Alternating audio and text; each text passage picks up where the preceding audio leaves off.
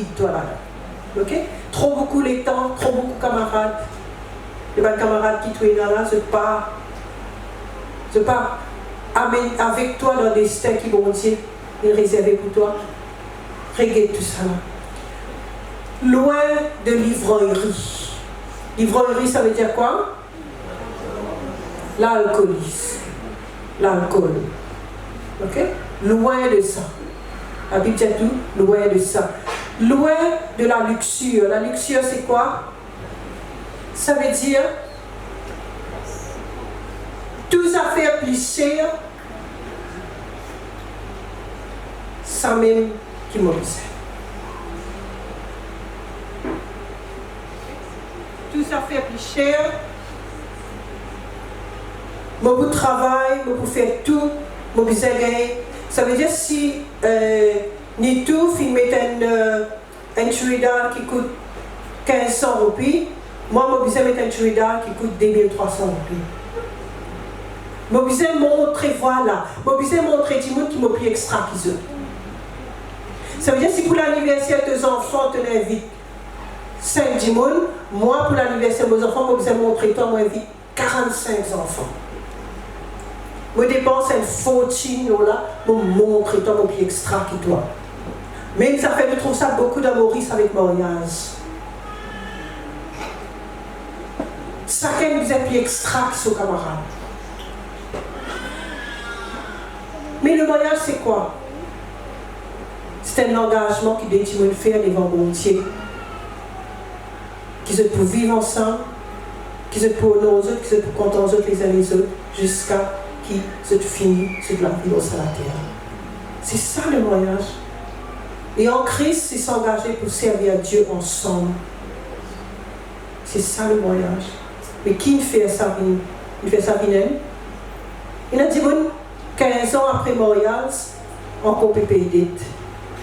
C'est ça les causes. La luxure, loin de la luxure, loin de l'impudicité. L'impudicité, c'est indécent dans toute façon. Indécent dans toute façon. Dans façon causée, dans façon habillée, dans façon composée, indécent.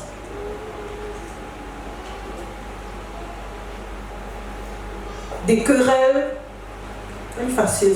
Facile pour comprendre querelle. Dis-moi, j'ai ça, tu ne risques ça, tu ne je connais l'hypédianus, prends compte.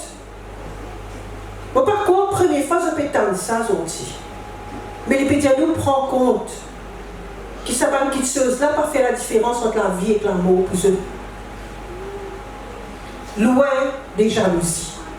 Jalousie, c'est quoi? C'est si par exemple, me dire une affaire, Prishni peut faire un témoignage, Prishni fait un miracle manifesté sur la vie, tu n'as pas qu'à réjouir toi avec lui. Tu me dis, quitte ça, il fait que venir, quitte moi, maman compétent, tu comportes-toi avec lui.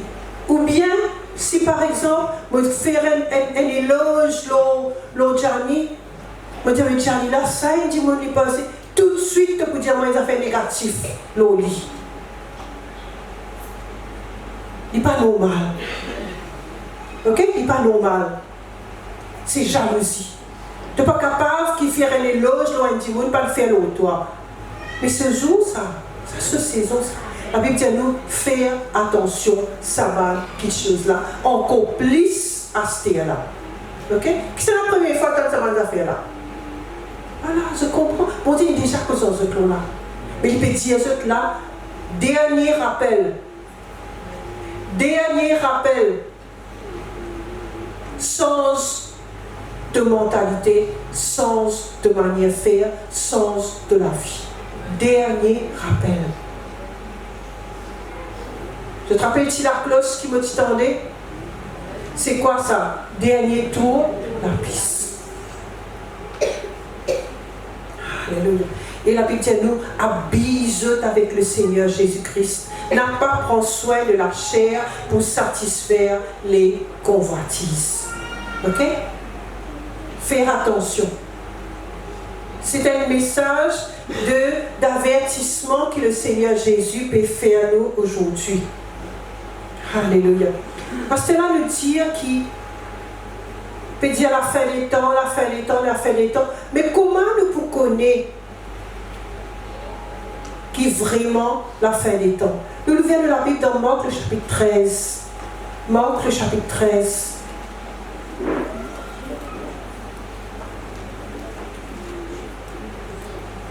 Le verset 5 à 8.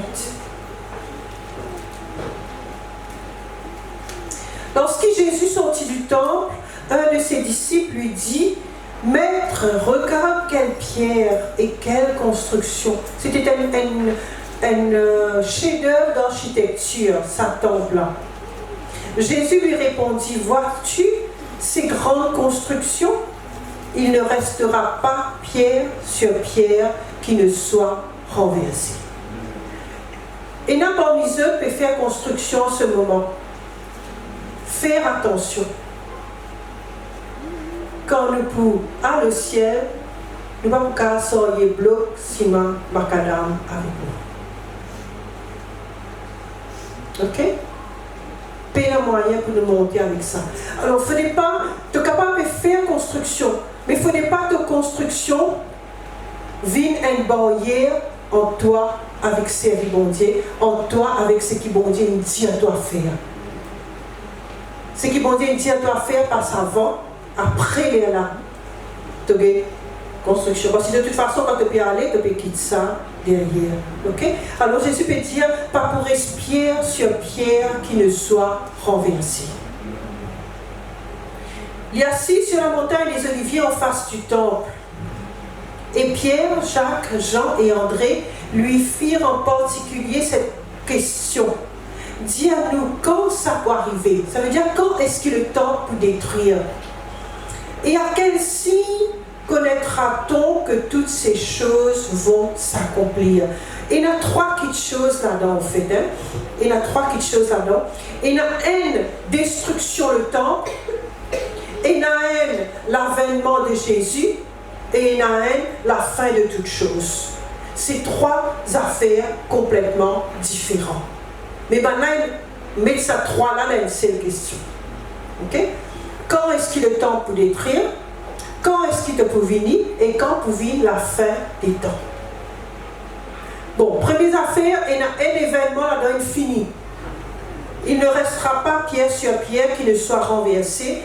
Dans le qui peut prendre note, en l'an 70. En l'an 70, et l'empereur romain qui est venu, il détruire Jérusalem, il crase le temple complètement. Jusqu'aujourd'hui, se trouve dans la ruine de sa temple-là, il y a une roche, parce que dans la roche, c'est comme un petit roche, comment nous fait Muraille Roche Maurice, c'est pas comme ça, il y a une grande pierre, mais il y a une roche loin de l'autre, c'est dans la ruine. Ça fait fini réalisé en l'an 70 AD. Mais là, ce que nous pouvons concentrer, c'est la deuxième partie, c'est quand est-ce qu'il te peut venir. Pour tout le monde qui est nouveau, Jésus-Christ peut venir chercher sur l'église. Pour tout le monde qui est nouveau, tout le monde qui connaît, Jésus-Christ peut venir chercher sur l'église. Mais avant, il y a pas quelque chose. Et là, Jésus dit à eux, première affaire, faire attention que personne pas embêté.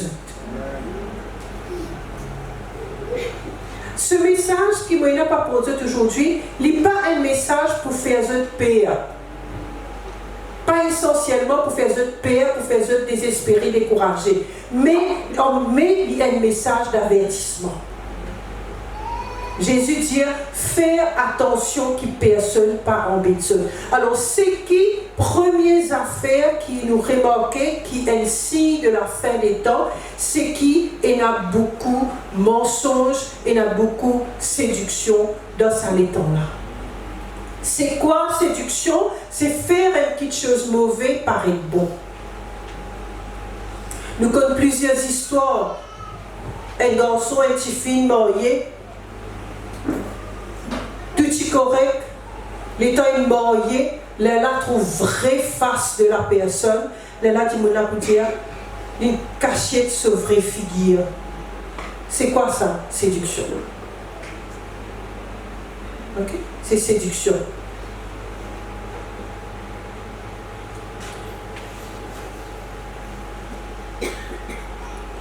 La fin des temps, l'époque, quand son bon Dieu, si nous payons un bon Dieu, nous pas pour capables de faire la différence entre la vérité avec le mensonge, entre la réalité avec la séduction. Sans bon Dieu, nous pas pour capables de faire.